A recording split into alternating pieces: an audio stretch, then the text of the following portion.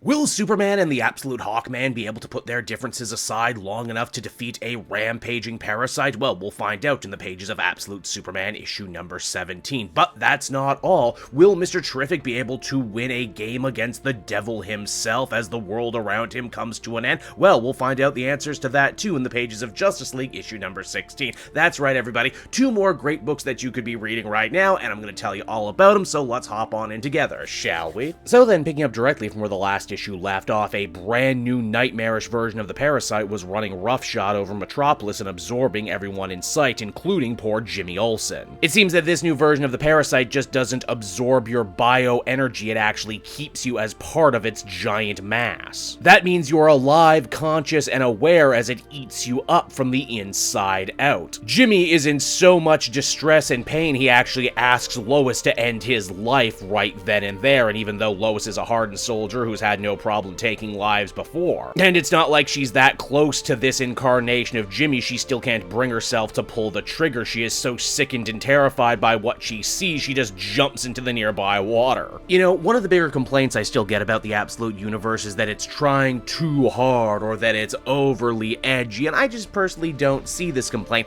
mainly because I think there is a big difference between edginess when people do something that's kind of dark and kind of messed up because they want to be seen as cool or badass, or what the Absolute Universe does, especially right here with this brand new version of Parasite, where yeah, they do something messed up, but they do it because they want to be scary. They're going for a horror, not edge, and I think some people just have a hard time with the difference. Now, normally Superman would rush in and deal with this problem, but he is still currently dealing with the Hawkman problem. Carter had shown up with plans to try and turn Superman to the dark side, and well, it wasn't exactly going too good for him. They both admit that probably dealing with this Parasite problem should take precedent over whatever they have going on right now, but naturally they start arguing instantly about the best course of action. Hawkman simply wants to beat this thing to a pulp. Because, you know, when all you got is a mace, suddenly everything starts to look like a nail, am I right? Well, Superman, on the other hand, wants to try and save this thing, as well as all the poor people who are currently trapped inside of its body at the moment. Here's the thing, though, this whole Parasite attack is actually part of a much bigger smokescreen plot by Talia al Ghul and Lazarus. The hope is that if Superman is busy responding to such a massive crisis, Talia and her peacemakers can sneak on into the prison and rescue Ra's al Ghul before his actual trial. Here's the thing, though, Superman's words and his attempt at restorative justice have clearly left their mark on Ra's, as he is actually slow to go with his daughter, believing that maybe, just maybe, he is where he's supposed to be and that he is supposed to be punished for his crimes. Now, after briefly coming to blows with Hawkman again, Superman actually does manage to rescue Lois from the Parasite mass. How is that possible? Well, this is where things get really interesting. As Lois explains, after becoming part of the Parasite mass, this thing actually drinks people's adrenaline and other such related fear chemicals to make itself stronger. Again, a far cry from how the main universe Parasite does its thing. It also just so happens to be an alien that the Lazarus Corporation was attempting at weaponizing, and well, we all know how that goes, right? Superman feels confident that he can actually rescue all the people inside the creature, but Hawkman feels the exact opposite, that they need to kill it now and quicker. God forbid it should absorb Superman and start drinking his juices. We also learn too, surprise, surprise, Lois and Carter actually know each other, and I mean, it makes sense. If this guy was the attack dog or attack bird of Lazarus, of course Lois would have run into him at some point. Lois says that someone like Hawkman could never understand someone like Superman, that he was able to free her from the Parasite because his voice was so powerful, so commanding, and so calming, that she was no longer afraid. She's seen what Superman is capable of and what he will continue to be capable of, and because of that, the Parasite no longer had any fear to drink. This means all Superman has to do to save the day and the life of the Parasite as well as his victims is to put everyone in Metropolis that's been absorbed at ease. Simple enough, right? I mean, Hawkman sure doesn't think so. He thinks it's completely impossible, but hey, this is Superman we're dealing with. He makes the impossible possible all the time. Hell, Carter gets a perfect taste of just what Superman can do when he sets his mind to it after he himself ends up getting absorbed into the Parasite. Superman comes on in to save him. And in doing so, Superman ends up getting a sneak peek into all of Carter's own personal memories, his inadequacies, his own fears. We also learn here too that despite playing so coy early on, Superman always knew what Hawkman was on about, trying to turn him to the dark side, trying to corrupt him, to make him feel like doing doing good is impossible in this world. Only Superman never believed that, or Hawkman, for a second. In fact, he really ends up going in on Carter's character, saying how sad and pathetic is it that right now he is a man who can fly, a man who can move mountains. And yet, transversely, he is a man so stuck in his own thinking, believing that there are things written in stone that could never possibly be changed. But Superman is that change. He saved all these innocent people, and he saved the Parasite by thinking differently, by being a different type of hero. One whose amazing power did not corrupt him, but actually vindicated him. And hell, even a hardened killer like Hawkman has to be taken back here by this revelation about who and what Superman is and what he means for the world. This extends to Raish too. Eventually he does end up escaping with his daughter, but he feels kind of bad about letting Superman down after he spent so much time working with him, trying to get him to see the error of his ways. As he leaves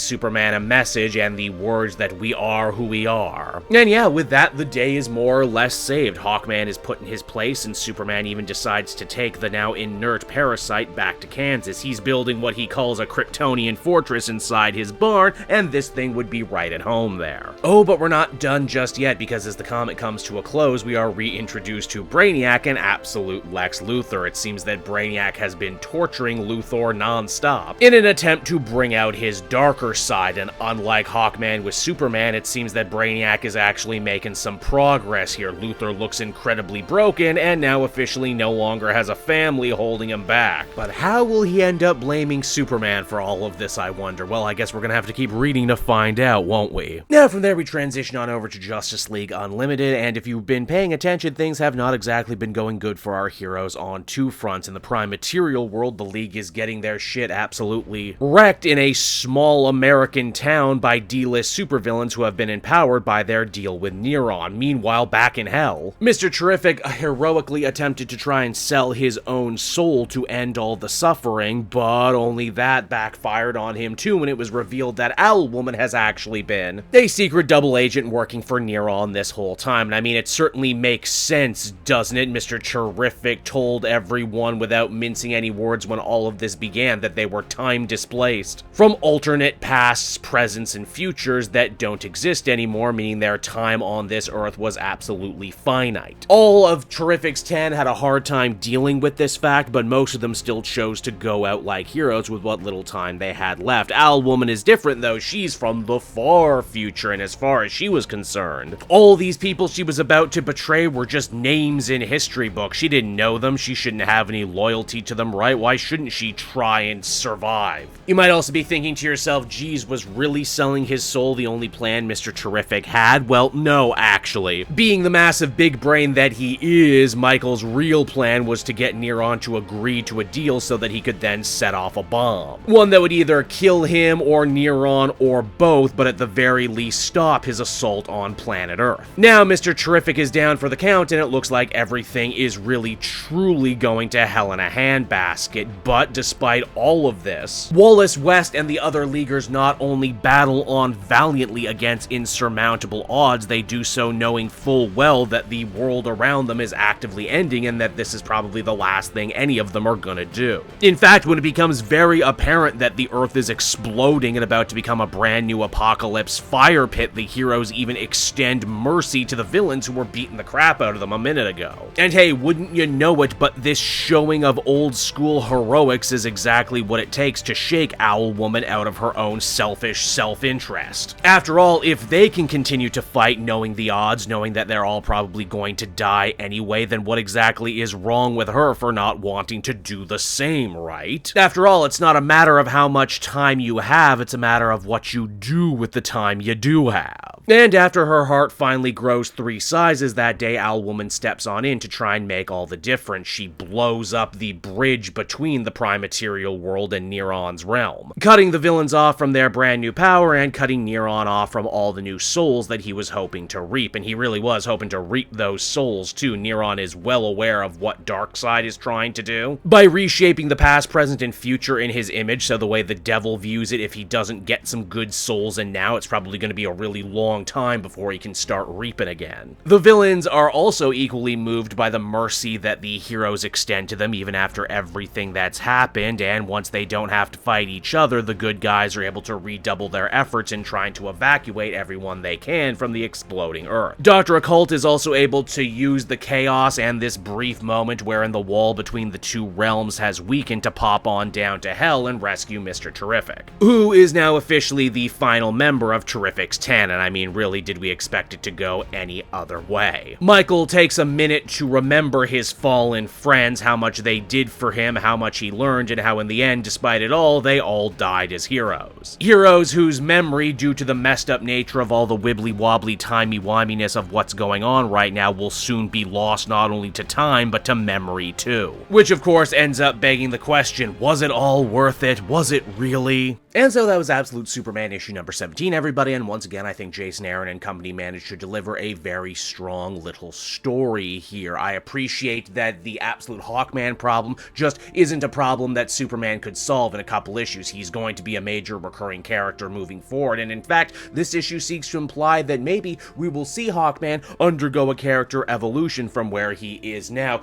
due to the power of mainly just being in Superman's orbit. Yes, he really is that good, yes, he really is that pure and uplifting, that he even causes the darker, more morally compromised characters to start to question their actions. Hell, speaking of characters questioning their actions, I'm also really interested to see what will become of Ra's al Ghul now that he's escaped. It seems like Superman was actually making really good progress with him, really getting into his head, making him feel bad for all the horrible things he did. Will we maybe see this Ra's al Ghul become more like he is in the main universe, where he kind of walks the line between antagonist and protagonist sometimes? I wonder. Overall, I really liked this one. I would give it another very solid 8 out of 10.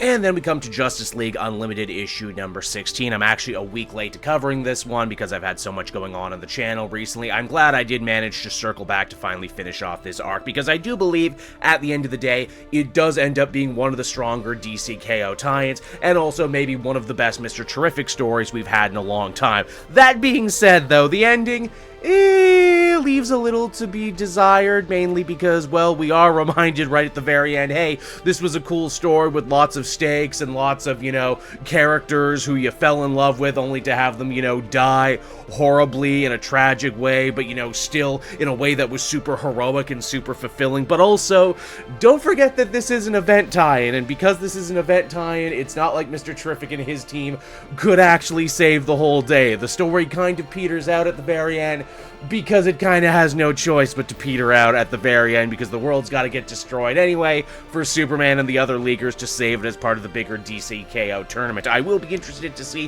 what the fallout from this was and how this is going to affect Mr. Terrific moving forward, as he is basically one of the main POVs for this JLU book. And, I hope they just don't sweep it under the rug. I hope the betrayal and the loss and everything he went through does, stick with him. I hope we actually get to see Supergirl or Power Girl read the message that was left behind for them by their time-displaced counterpart at some point. I think that would be really fulfilling.